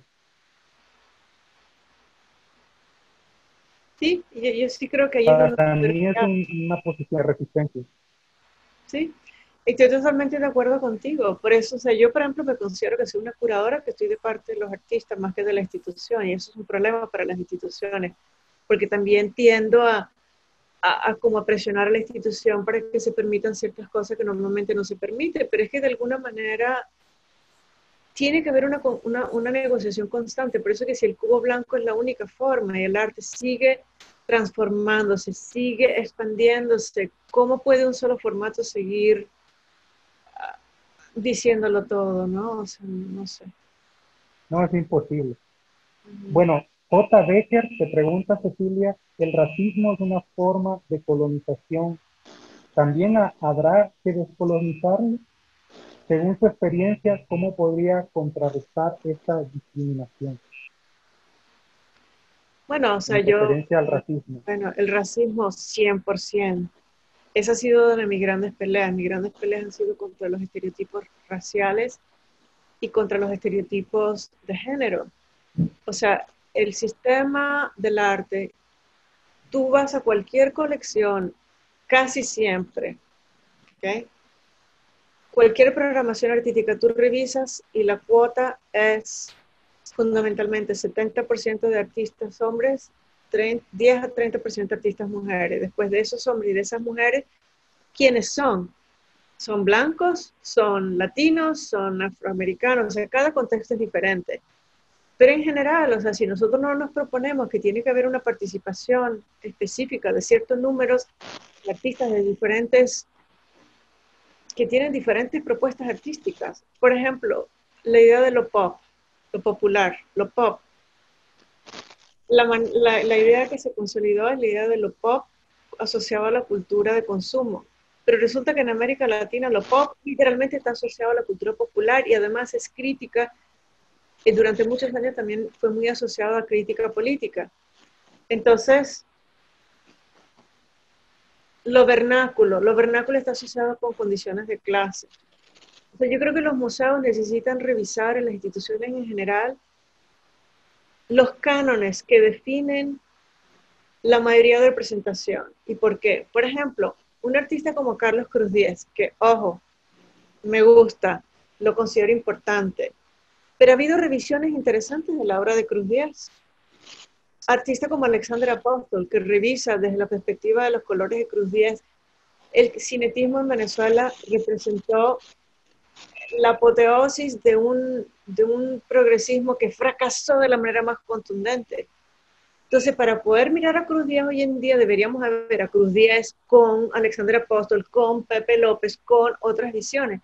Pero no, entonces, Carlos Cruz Díaz es el gran maestro. Entonces, la historia del arte se mantiene ahí como una cosa sencillamente sensorial, incapaz de comunicar con el tiempo. Entonces, yo creo que tenemos que mezclar historias. Hay que mezclar la jerarquía artística. Los artistas que son famosos con los menos famosos, mujeres, artistas con diferentes discursos, diferentes materialidades, o sea, tiene que ser muchísimo más híbrida, mucho más compleja, más política, más sucia, y la palabra sucia lo utilizo Más con contaminada, todo. ¿Ah? más Bueno, tiene contaminada. que haber más complejidad, el museo no necesita simplificar a través de la reificación de objetos, necesita complejizar conceptualmente y proveer información para poder aprender, Cecilia, crearse, lo que sea. Emilio Narciso dice, Cecilia, dices que el arte en Guatemala surgió como una urgencia. ¿Podrías ampliar sobre las causas que conllevaron a esa urgencia? Bueno, el tema de la urgencia es la siguiente. Yo soy de ¿O te las personas... referías a la modernidad con No, o sea, yo toda... entiendo lo de la urgencia, es que tiene que ver con el hecho de que el arte nace de diferentes razones, ¿ok? Yo veo las escuelas de arte así como, no sé, Pratt o cosas así. Si tú vives en un medio artístico, en un medio social, en donde el arte no es premiado, ¿ok? El arte no es, o sea, no eres premiado económicamente, no eres premiado socialmente, no eres premiado culturalmente, no eres premiado de ningún punto de vista. ¿Por qué lo haces? Porque te urge hacerlo, porque te sale, porque necesitas hacer arte. Porque el arte, para mí, es una expresión vital, no solo cultural, pero es una expresión vital del momento que una persona existe. Es una forma importante de intervención y de participación en la vida. Entonces, esa es la urgencia que yo especifico, Emilio. O sea, es la urgencia que nace no desde que hay un motivo ulterior de cuál va a ser el resultado de que tú produces una obra en términos de un resultado pragmático, sino que produces la obra porque esa obra tiene que existir y comunicar a quien pueda comunicar y existir porque necesitas decirlo y porque simbólicamente, o sea, esto suena etéreo, pero la energía del arte es importante. Por eso cuando un artista ha sido invisibilizado durante 50 años y después sale a relucir, esa obra no es que empiece a existir en el momento que la ves, esa obra siempre existió y siempre fue importante. Y eso es lo que yo denomino como, entonces, esa persona, una persona que Sí, trabajó, no sé, como el caso de Margarita Azurdia, ¿no? Que es un ejemplo concreto de eso. sí, o sea, Margarita Zurdia todavía hoy en día, o sea, fue una persona tan excéntrica, maravillosamente excéntrica, ¿no? En ese Mire, sentido. la pregunta siguiente tiene que ver con eso, Cecilia. Es de Pablo José Ramírez. Dice, Ceci, qué bueno escucharte como siempre. Mi pregunta tiene que ver con la cuestión de la abstracción geométrica y su relación con el craft, los Desdeñar. textiles o formas de lo primitivo que comentabas en relación a Margarita Azurdi. El tema es que una de las estrategias y formas fundamentales de lo moderno ha sido precisamente esta forma de apropiación y fascinación. Tú ves el caso de Azurdia u otros casos similares, algunos un tipo de relación con lo no occidental distinto. Sí, no, o sea, tienes razón, Pablo. O sea, hay diferentes niveles hay diferentes niveles de apropiación, por decirlo así. Pero yo siento que si tú, o sea, por ejemplo, la abstracción que produce un pichillá es completamente distinta porque nace literalmente, digamos, él como un artista maya sutujil. Estos textiles tienen una vida propia en la ropa de su padre, lo que produce su madre, lo que sea, y se incorporan dentro del arte. Pero yo siento que hay diferentes niveles de primitivismo, si lo quieres llamar así, que es un término demasiado complicado y que yo tengo un poquito de problemas para pensarlo en esos términos tan absolutamente demarcados en el caso de una persona como Margarita Zurdia. Yo sí siento que de alguna manera es distinto el hecho de que Margarita Zurdia no fuera una persona indígena. O sea, hay varios artistas allí. Está Jamie Bishop, que vino de Estados Unidos, está una persona como Joyce de Barbulias, que se llamaba a sí misma Joyce de Guatemala. Hay varios artistas. Bueno, tienes a Luis Díaz también, que trabaja también geometría que viene desde la arquitectura maya. Tienes a personas como Carlos Mérida.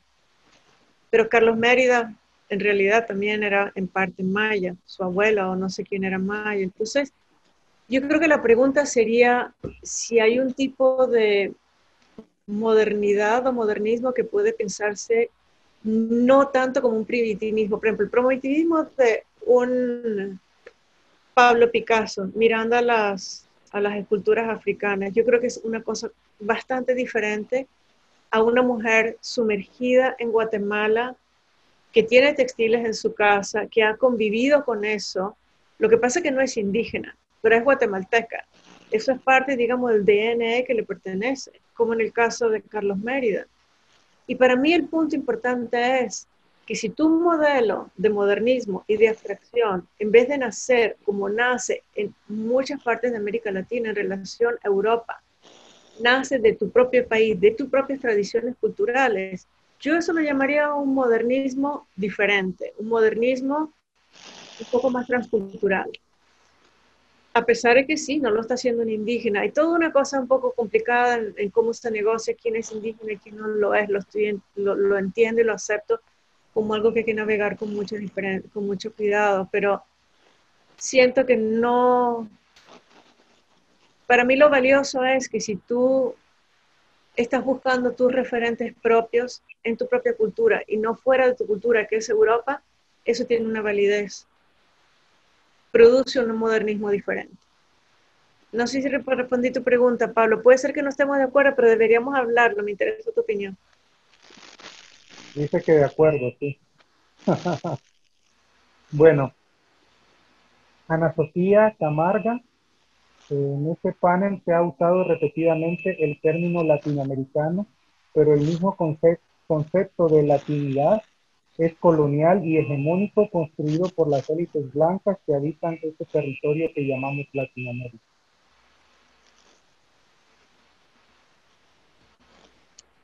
Estamos totalmente de acuerdo, pero es que el tema es que arte es un término colonial. No hay nada más colonial que el término arte, no hay nada más colonial que el término museo, no hay nada más colonial que el término curador, no hay nada más colonial que el término artista.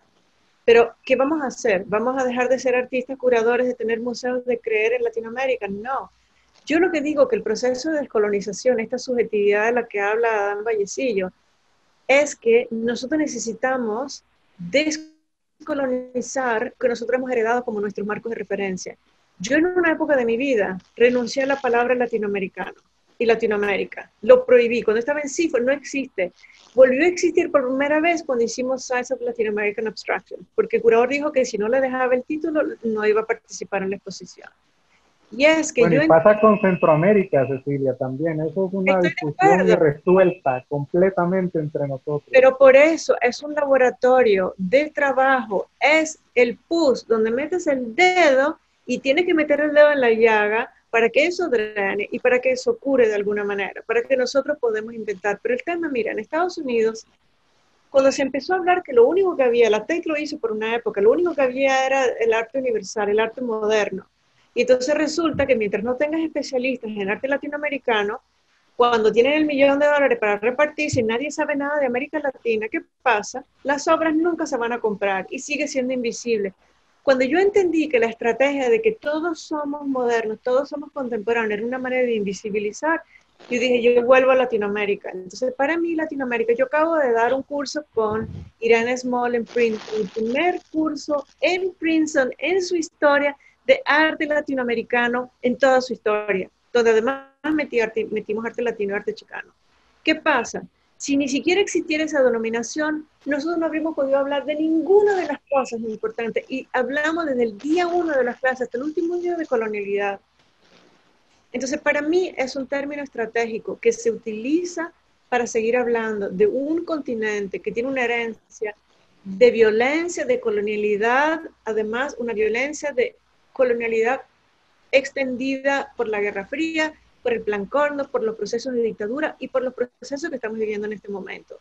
Entonces yo prefiero solidarizarme con Honduras y con México y con Colombia y decir que nosotros somos un continente que pudiéramos en teoría colaborar. Una de las formas como la colonia funcionaba era que separaba a las aldeas de los, entonces tú no te hablabas más y estabas aislado. ¿Para qué seguir funcionando de esa manera? ¿Por qué no compartir recursos? ¿Por qué no? Cuando hicimos Mujeres Radicales y lo llevamos a Brasil, porque América Latina sigue siendo profundamente patriarcal y por lo cual no viajó a muchos sitios, para Brasil muchos museos americanos no prestaban las obras. Pero ¿quién prestó? Argentina, etcétera, etcétera. ¿Okay? Entonces, ¿qué pasa? Nosotros necesitamos solidaridad, necesitamos utilizar ese término, pero ¿qué pasa? Que después, si yo voy a hablar de la obra de Adán, yo hablo de Adán, y Adán es de Honduras y tiene un contexto de producción. Yo no voy a decir el latinoamericano de Adán porque su obra es latinoamericana, eso sería ridículo. Hay un marco de referencia general estratégico, es como los artistas de la exposición de arte chicano que estoy haciendo. A algunos ni siquiera les interesa el término chicano, no hay nadie que no quiera participar. ¿Pero para qué? Para caerle a piedras al término y para reinvertirlo. Yo creo que no, parte de la desobediencia nace de retomar mujeres. Cuando empezamos a ser mujeres radicales, ay, qué feo, una exposición de mujeres, ay, qué horror, ¿para qué? Ay, no, mujeres, qué aburrido, qué fastidio, qué patriarcal. Si no tengo ni siquiera derecho a decirme mujer, o sea, wow. Todo está minado, todo en el arte está minado. Empecemos desde ahí. Todo está colonizado. Todos los días tenemos que descolonizarlo. Todo el tiempo. Latinoamérica también. Pero yo prefiero sentir que yo soy latinoamericana. Soy venezolana, pero soy latinoamericana. Y yo me dedico a promover el arte de América Latina. No es de una manera genérica, es de una manera específica. Yo creo que con esos comentarios me parece que has respondido a la pregunta de José Gregorio León, pero en un mundo globalizado las referencias no deberían ser globales también. Y Gladys Turner dice son constructos diversos. Ana Sofía Camarga otra vez dice es que dentro de Latinoamérica hay élites blancas, hay racismo, hay neocolonialismo que infringen sobre las comunidades racializadas. Ven. ¿Sí? Estamos de acuerdo. O sea, todos estos son los problemas que afrontamos. Afrontamos problemas de género, problemas de raza, problemas de clase. Y además estamos Y dice, insertos. y es que no hay exhibiciones de hombres, que me imagino que lo dicen en tono Claro, irónico, lo de que lo que pasa es que no percibe. necesitas ponerle el nombre porque están ahí siempre, están ahí. O sea, no sé. Y no es que tengo nada en contra de los hombres, pero yo siento que los diálogos son mucho más interesantes cuando hay una contribución de diversas perspectivas. La noción de globalización, mira, una de las cosas interesantes que está pasando con el coronavirus, en este momento la globalización comparte un virus, pero la realidad que vivimos es la que estás pisando en este momento. Yo ni siquiera he podido volver a California. Tu realidad es la que vives en Panamá, la que tú vives en Honduras, la que María Vela vive en Nueva York, la que Pablo vive donde esté o lo que sea. En este momento la globalización se redujo al espacio que literalmente estás pisando y respirando detrás de la máscara. Entonces, esa globalización es un concepto muy complejo. Sí necesitamos comunicarnos y abrirnos al mundo, pero, o sea, también la noción de global es una noción compleja que también necesita repensarse lo que significa. Muchas de las Muchas de las dinámicas económicas de la globalización han llevado en parte al caos que tenemos en este momento económico en el mundo y a los problemas ecológicos. Entonces, Pues no sé si hay algo más, Cecilia, que quisieras agregar a manera de cierre, porque sí ya estamos sobre tiempo.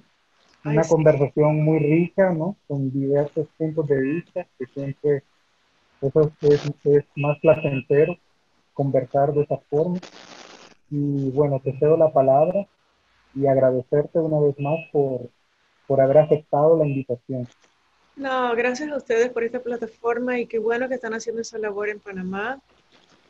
O sea, para mí, o sea, yo lo único que quisiera decir es que todos nosotros que participamos de alguna manera del arte, bien sea como espectadores, curadores, escritores, artistas, museógrafos, directores de museos, curadores, lo que sea. Yo siento que